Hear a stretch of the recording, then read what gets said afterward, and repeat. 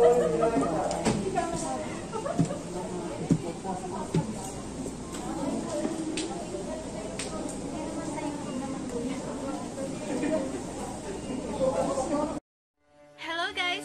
back to my channel!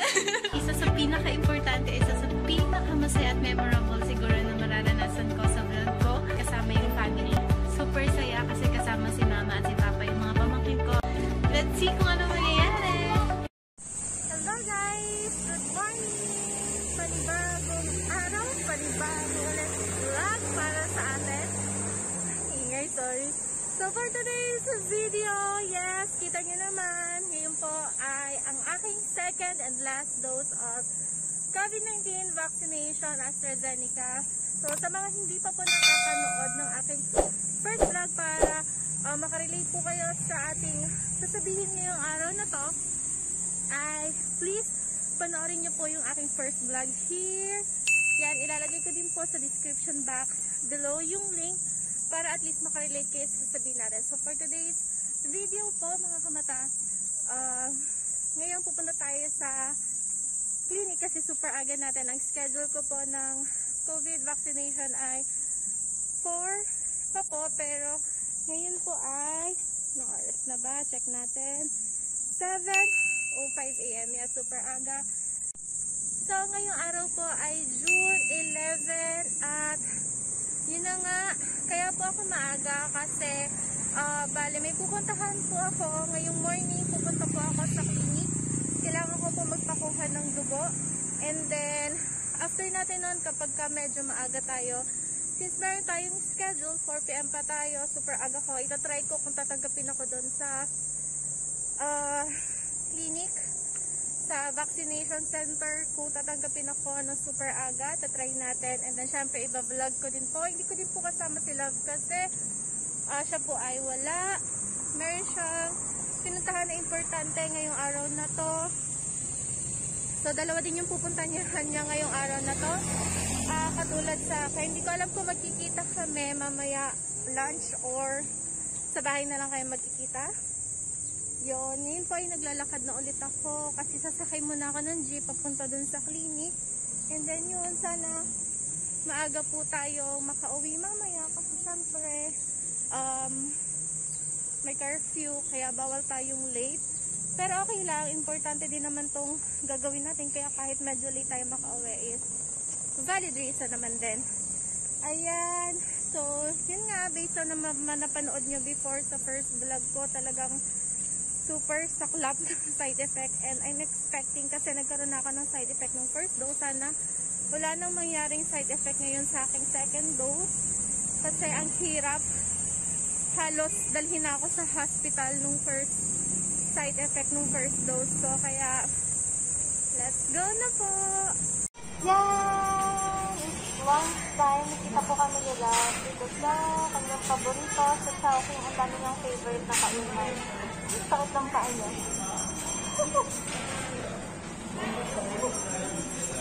Let's go, let's eat! Hello mga kamata, good afternoon. Finally, nandito na po ako. Kasama ko ulit si Sir Roy Galadas. Nandito po ulit siya. At first and foremost, kailangan nyo muna kumuha ng form. This last vaccination na po namin to at ay kabayo. So, pipill upan ko po muna tong form, and then after nito, sabi ni Sir ay vital signs daw. So, fill upan ko muna. Shout out kay Sir Roy. Mga kamata, kung mapapansin nyo, ang dami pong tao ngayon for the last dose. Kasi po, pinagsama-sama po yung ibang nakaschedule, kaya medyo madami po yung mga tao ngayon. Buti may mga vacant kanina na pwede, and then pinaupo na din ako ni Sir Roy Baradas. Salamat po sa inyo. And then meron pong pa-slideshow for further information regarding sa COVID. Yan. So, yung mga kamata, tapos na po ako makuhanan ng vital signs. So, kapag ka nagmumove sila, nagmumove lang din tayo. Hindi ko sure kung ano yung next, kung kailangan pa ng interview or diretso na tuturukan. Ayan. So, mag-aabang lang ako. Dito nakaupo lang ako. Medyo malayo pa ako. Kaya, yun lang. So, yun nga, hindi na din ako kinakabahan. Unlike nung first dose ko, medyo okay na. yun lang ang problema ay hindi alam nila mama na nagpa-second dose pa ako kasi after yung first dose ko, sabi nila wag na daw ako magpa-inject gawa nung nangyari sa akin na side effect. Pero ngayon, I'm hoping na wala na siyang side effect. And then, syempre, hindi din ako matatawag na fully dose talaga. Completely talaga kung hindi din ako magpapa-vaccine. So, nagmo-move lang tayo. Sinusundan lang natin yung pila para at least. So, isasama ko kayo all throughout the second dose vaccination ko katulad nung una. Yun lang. Actually, inaantay ko kung nasan yung mga kasamahan ko. So, yung friends ko na nandito, si Dr. Banatin, tapos po siya, saka si Cristina Villanueva, yung cum laude na classmate ko, inaantay ko siya kung nasan, pero wala pa siya. Hindi ko alam kung nasaan, di din siya makakasunod. So, ito. Ayan po, so malapit na ako. After po pala na paano ka ng vital signs, so registration na tayo. Then, after nito, hindi ko sure kung ano yung next steps natin, pero yeah, registration. Since tapos na po tayo sa registration, retrieve po nila yung aming documents, yung aming files. Nung first dose, ngayon po dito na po tayo. First screening daw po ng doctor, and then after that, dito sa 4th floor, pababa daw tayo sa 3rd floor para sa final vaccination. Ayun po yung napaka-sexy naming doktor, kasi Doktora Sara. Hi, Doc Sara! Doc Sara! Hi, Doc! Hi, Doc! Finally, nasa triage na po tayo, screening, ayan. So, pangalawa na po ako. So, doon na ako mamaya upo. Ayan. And then, papakita din natin mamaya yung screening natin. So, baka na muna tayo na oxygen. Pantay lang tayo. Tapos, after nito, tayo na yung kasunod sa pila. Maprotektahan ang sarili ko at ang aking pamilya. Gaya ng ibang pagbabakuna, kailangan pa rin ng oras para sa iyong katawan ng proteksyon sa COVID-19. Pero tandaan, ang pagbabakuna ay isa lamang sa maraming mga solusyon laban sa pandemya. Kailangan pa rin natin magpatuloy sa pagsuot ng mga lagnat namin. Wala po.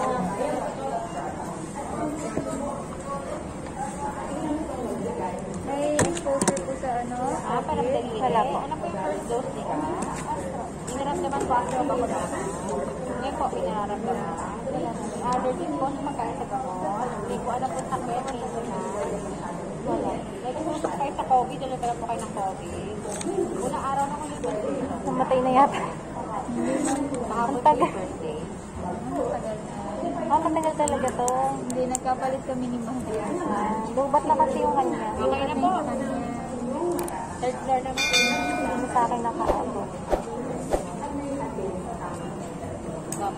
Hindi sinalo na yung party. Ayaw na gumana. Mama na po yung first dose nyo. Para pong daliri. May naramdaman po after babakunahan. Mga tayo ilalagay. Ma'am, pag meron na, sabihin mo sa akin dun sa pwede. Okay. Next po. Since tapos na tayo sa triage, so ngayon pupunta na tayo sa maghahagdan na lang po. Okay. Lapit yung pintuan. Okay po. May pila pa din po ba? Lalagay ka lang wala na. Sige po. Thank you so much po ulit, sir. Bye-bye po. Papasok mo na yung pinto. Dito na yan sa... Okay po. Thank you.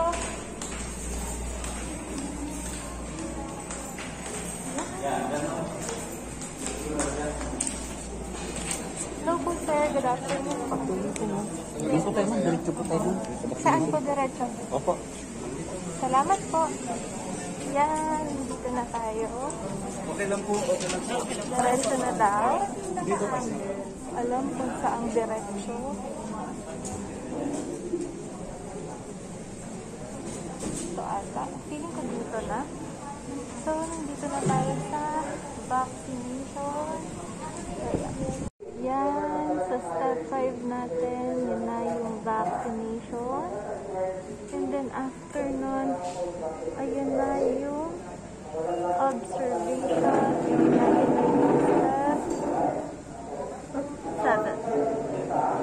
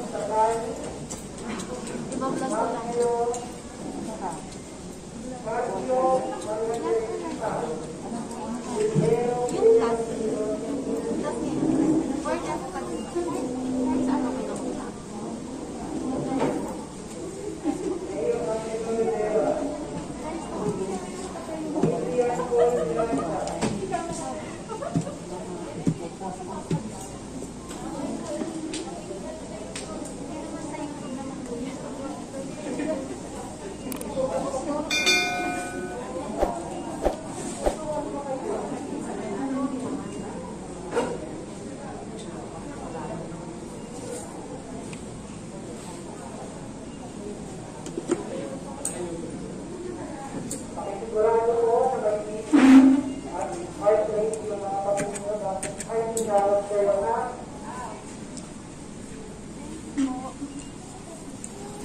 you ulit, sir. Thank you so much po. Yun na nga, nandito na po tayo ngayon sa observation. Tapos tayo makakano ng dugo. So, ito ulit, oxygen saturation, 98. And then, 102 naman yung aking pulse rate. So, normal naman. Gaantay lang tayo for observation ng 30 minutes to 1 hour. And then, after that, tatawagin yung pangalan kapag tapos na.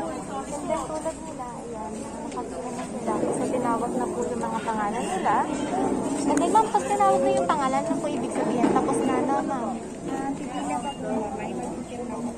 Okay.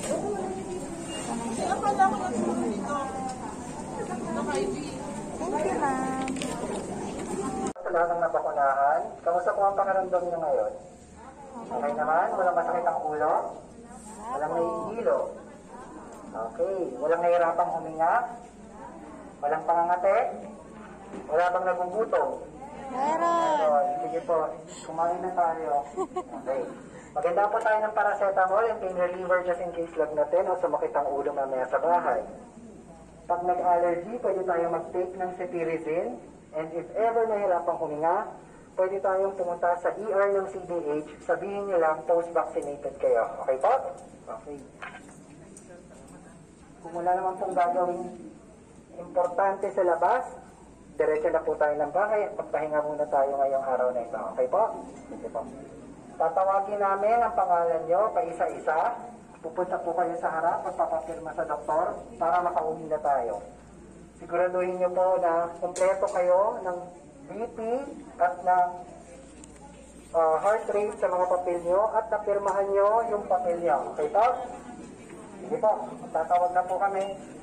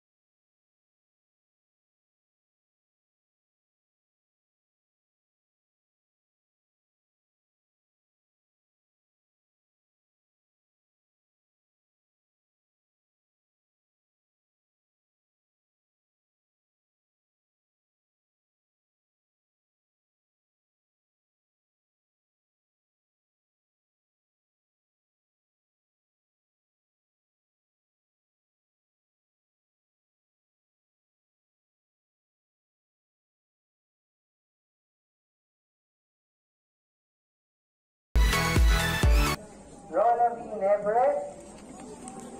Yan. Once na tinawag na yung pangalan natin, nandito na tayo sa step number 7, which is yung documentation, yung ipirmahan na po ng doktor. Kailangan kukunin na nila yung form at saka ibibigay na po sa atin yung pinaka-vaccination card natin.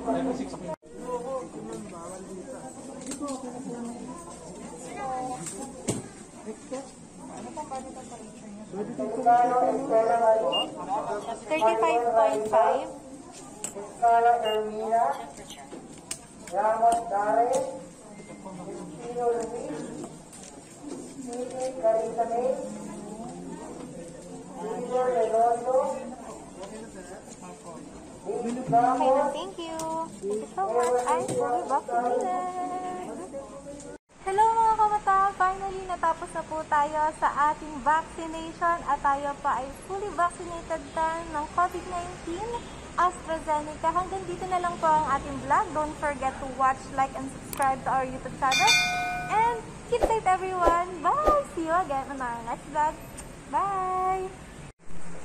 Hello mga kamata, good morning! So gusto ko lang kayong i-update regarding sa side effects. So yesterday nagpa-vaccine ako and then ngayon is June 12, 2021 at nakaligo na rin ako 1:16 in the afternoon. Ang nangyari sa akin is medyo mabigat lang yung injection site, namumula which is normal, and then yun lang, wala na akong ibang naramdaman. Unlike nung first dose ko, na sumakit yung ulo ko, nilagnat ako, nag-39 degrees ako. And then, nilamig ako, sumakit yung katawan ko. Walang ganun na nangyari.